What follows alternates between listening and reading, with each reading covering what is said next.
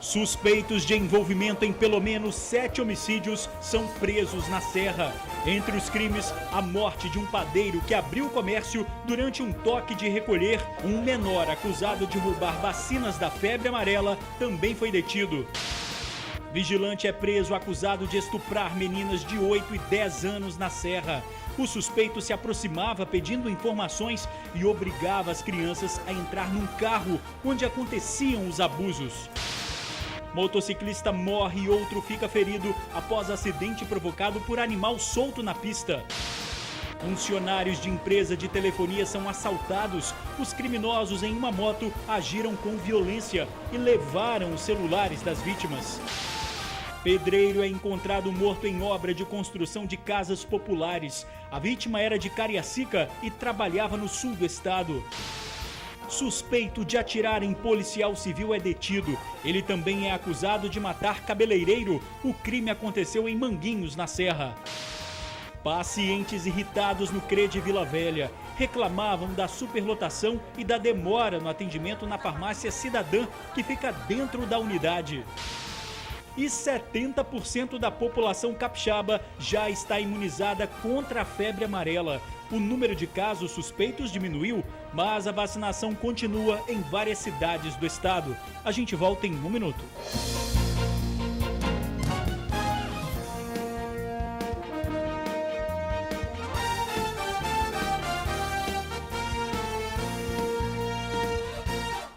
Olá, boa noite. Suspeitos de envolvimento em 7 homicídios na região de Central Carapina, na Serra, são presos. Entre os crimes, a morte de um padeiro que abriu o comércio durante um toque de recolher. Um menor que participou do roubo de vacinas de febre amarela também foi detido. As investigações apontam que esses 4 teriam envolvimento em 7 homicídios que aconteceram nos últimos 50 dias. Todos os crimes foram na região de Central Carapina, na Serra.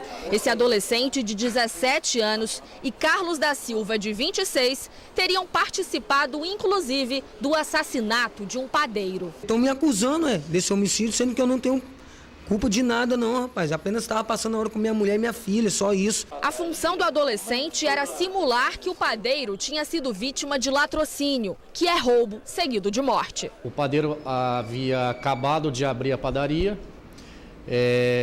Logo chegaram 3 indivíduos. Um adolescente ficou no balcão simulando um assalto, colocou as funcionárias no chão e recolheu todos os celulares delas. 2 entraram e executaram o padeiro, que foi morto com 23 tiros. Um dos indivíduos que executou, ele foi morto nesta segunda-feira, em confronto com traficantes rivais. Geraldo Martins Soares tinha 58 anos e há 7 trabalhava na região de Central Carapina. O padeiro teria sido assassinado porque não deu ouvidos a traficantes. Os bandidos tinham ordenado toque de recolher. Mesmo assim, ele abriu o comércio. O mandante do crime seria Diego Pereira dos Santos. Ele está foragido. Ele está com 5 mandados de prisão. Ele é o ele é o chefe do tráfico em Central Carapina.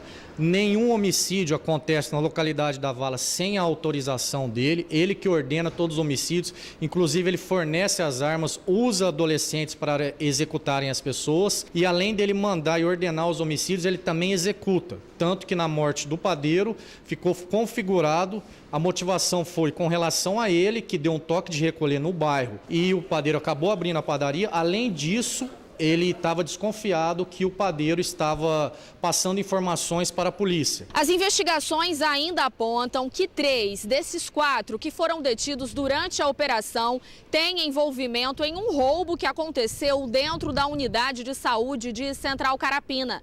Na ocasião, várias doses de vacina contra a febre amarela teriam sido levadas. O adolescente de 16 anos confessou a participação nesse caso e disse que a intenção era das melhores. Porque a metade dos moradores de lá do nosso bairro não pode descer lá, né, velho? Pra tomar vacina por causa dos caras lá de baixo. Eu levar pro cara da farmácia lá Ficaram em nós. Aí quando eu fui ver, os homens já estavam em cima já. Começaram a correr atrás de nós. Só que o que eu tive que fazer foi correr, mais nada. Durante a operação também foram cumpridos 17 mandados de busca e apreensão. A polícia explicou que ações como essa vão acontecer cada vez com mais frequência. Essas operações estão sendo planejadas, estão sendo estrategicamente desenvolvidas. Obviamente que assim que eles estiverem com os mapeamentos todos levantados, serão desencadeadas. Porque a ideia é restabelecer a ordem, a paz social e fazer com que tenhamos aí momentos de paz para que possamos viver em harmonia. Quem tiver informação do suspeito, ligue 181. Funcionários de empresa de telefonia são assaltados. Os bandidos levaram os celulares das vítimas e agiram com violência. Os funcionários de uma operadora de telefonia estavam reunidos em uma das praças de Anguetá, em Vitória. Era por volta de 1h30 da tarde quando o assalto aconteceu. 9 funcionários uniformizados estavam no bairro oferecendo serviços da empresa. Ao final do trabalho, eles se reuniram em uma praça para conversar e comer quando foram surpreendidos por 2 homens em uma moto. Estes homens anunciaram o assalto. Os celulares das vítimas foram roubados. Uma das vítimas chegou a ser agredida. Deram um tiro pro alto, deram cunhado no cara aqui, tomando o celular, xingando eles, agredindo eles. Levaram os celulares de todos? Levaram o celular de todos, só uma que não conseguiu levar, que uma deixou escondido, não entregou, agora o resto levou tudo. Uma mulher chegou a passar mal, chegou aqui, passou mal, nós deu água a ela aqui, cuidou dela aqui. As vítimas registraram o fato na delegacia de Santo Antônio, em Vitória. O delegado responsável pelo caso faz uma alerta em relação aos celulares roubados. Nós alertamos as pessoas que não adquiram produtos sem origem comprovada, sem origem lícita, que exijam notas fiscais, que não comprem produtos por um preço abaixo do mercado. Isso pode caracterizar um crime de receptação, cuja pena é de 1 a 4 anos de prisão. Além de que, comprando produtos roubados, elas financiam o crime e se esquecem que amanhã podem ser vítimas também desses criminosos. Pedreiro de Cariacica é encontrado morto em canteiro de obras no litoral sul do estado. Roberto Aires, de 46 anos, foi morto com um tiro na cabeça. O crime aconteceu em Presidente Kennedy. A vítima trabalhava na construção de casas populares na cidade. O corpo de Roberto foi encontrado perto do local de trabalho.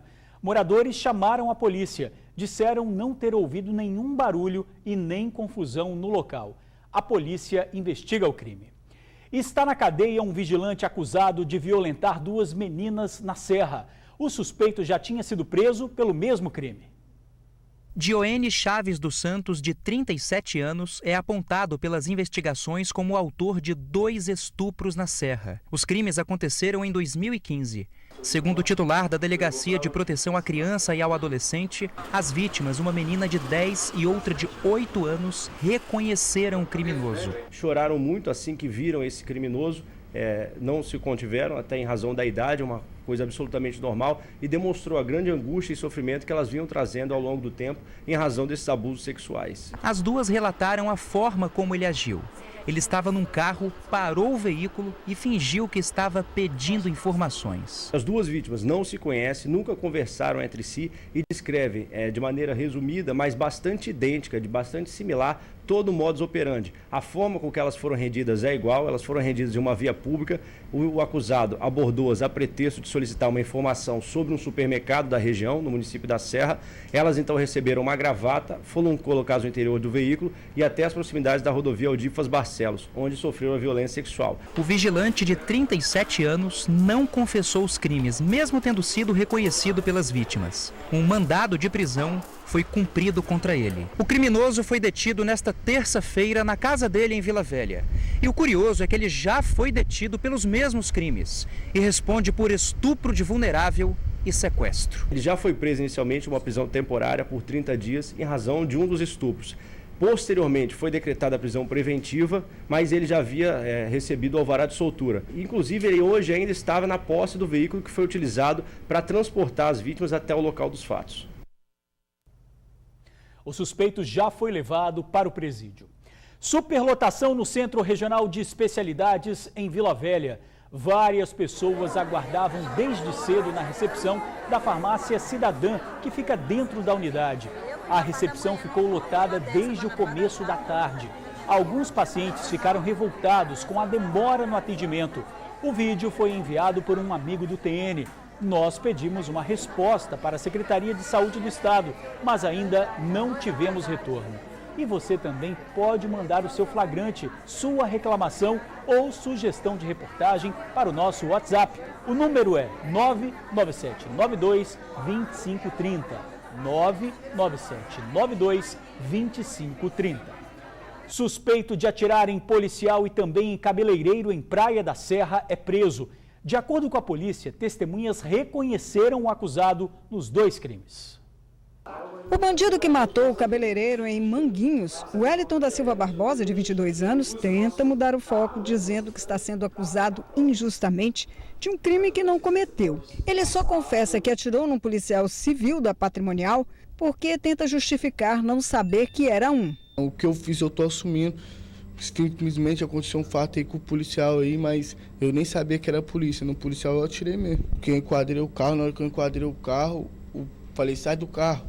O policial botou a pistola e começou a atirar nas minhas pernas, eu corri atirando também. Os policiais estavam entrando na rua, se depararam com um grupo de indivíduos que começou a efetuar disparos contra a viatura, vindo a atingir o nosso policial.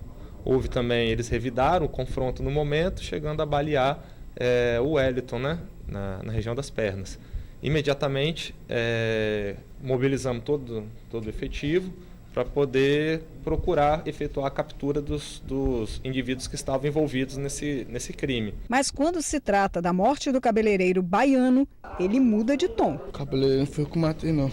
Mesmo Wellington tendo sido firme e seguro em afirmar que ele nada tem a ver com a morte do cabeleireiro em Manguinhos, o delegado Fabiano Rosa tem provas concretas de que foi ele sim.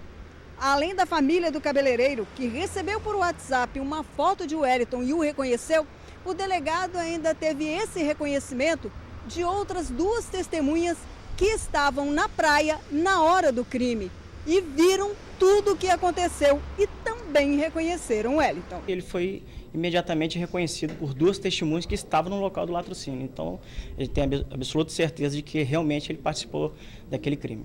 Essas pessoas eram da família ou eram pessoas que estavam no local? Pessoas que estavam no local, banhistas e um salva-vidas. A família também reconheceu a foto dele? A família, a gente encaminhou a foto para Teixeira de Freitas, eles reconheceram e estão vindo hoje ao Estado para poder fazer o reconhecimento pessoal. O Wellington cumpria a pena em regime semiaberto quando resolveu, em uma das saídas, não voltar mais para a cadeia. Foragido do sistema, coleciona uma série de crimes. Para o secretário, Wellington não deveria nem estar fora da cadeia. O nosso trabalho foi retirá-lo novamente de circulação. E esperamos que ele não volte para a rua, porque, de fato, ele não pode, em função do que foi constatado nessas investigações e do longo histórico que ele possui, ele não pode estar convivendo com a sociedade. O policial continua internado e precisa de sangue. Doações podem ser feitas no Hemóis, em Maruípe, Vitória. Quem tiver informação de outros suspeitos de participar do ataque ao policial, ligue 181. O número de casos suspeitos de febre amarela no estado tem diminuído, segundo o governo. Quase 70% da população capixaba está imunizada.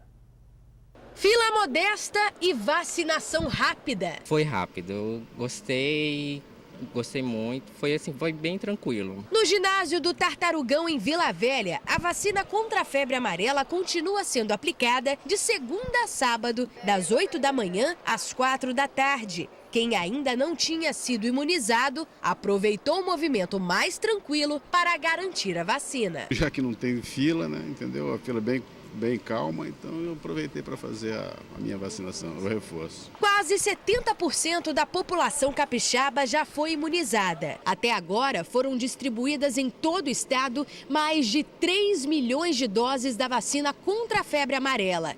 Apesar da procura pela vacina ter diminuído, é necessário se prevenir, porque a doença continua fazendo vítimas no Espírito Santo. São 105 casos confirmados da doença, desses 32 evoluíram para óbito. Quem é o grande vilão é o mosquito silvestre, o hemagogos, os sabetes. E o macaco, assim como o ser humano, ele é vítima, ele é um sentinela, e ele está, inclusive, quando acontece a morte desses animais, ele identifica que há circulação do vírus, aí dá tempo, inclusive, de fazer uma intervenção. Todos os casos confirmados até agora são de febre amarela silvestre. A Secretaria Estadual de Saúde alerta que, para evitar registros da doença nos centros urbanos, é necessário combater o mosquito transmissor. E nesta missão, cabe a cada um de nós fazer a sua parte. É importante que a população continue procurando nas unidades de saúde a vacinar quem não foi vacinado ainda. E, no caso, na área urbana principalmente, as pessoas devem continuar se preocupando em combater o mosquito Aedes aegypti. Apesar de não ser o transmissor da febre amarela silvestre, mas a gente tem que estar preocupado na possibilidade da urbanização da doença. E a maneira correta de fazer é eliminando os focos do mosquito. O ideal é limpar o quintal de casa pelo menos uma vez por semana para combater o mosquito.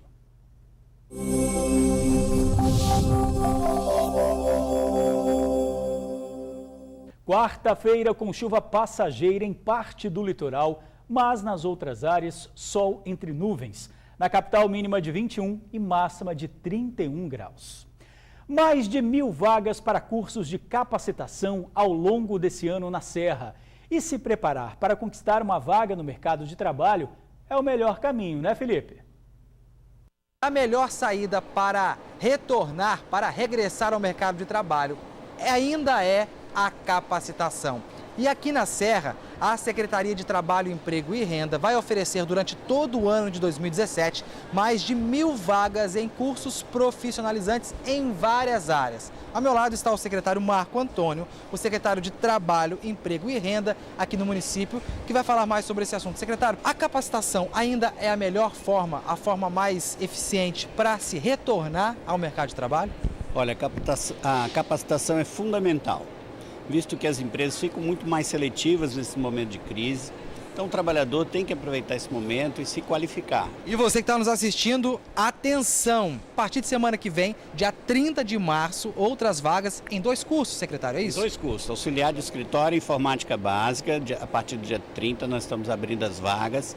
E o munícipe serrano pode acompanhar todas essas inscrições através do nosso portal da Prefeitura.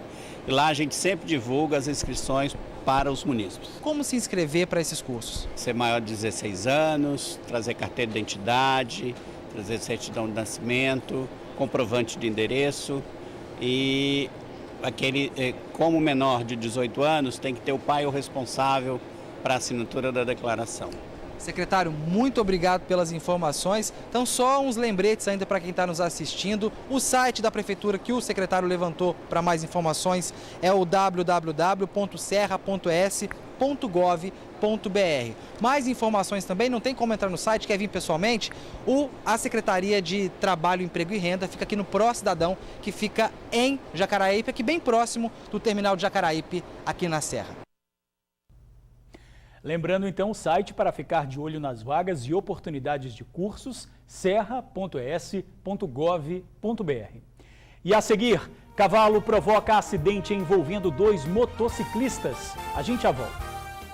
Motociclista morre após bater em cavalo solto na pista. Luiz Fernando Souza, de 25 anos, chegou a ser socorrido, mas não resistiu aos ferimentos. Ele estava de moto quando bateu no animal. O acidente aconteceu na BR-259, em Baixo Guandu, no norte do estado. Chovia no momento da batida. O cavalo também morreu. O proprietário do animal não foi localizado. Outro motociclista que passava pelo trecho também atingiu o cavalo. O condutor foi socorrido e passa bem. E a gente fica por aqui. Obrigado por assistir ao jornal, pela companhia de sempre. Uma boa noite e até amanhã.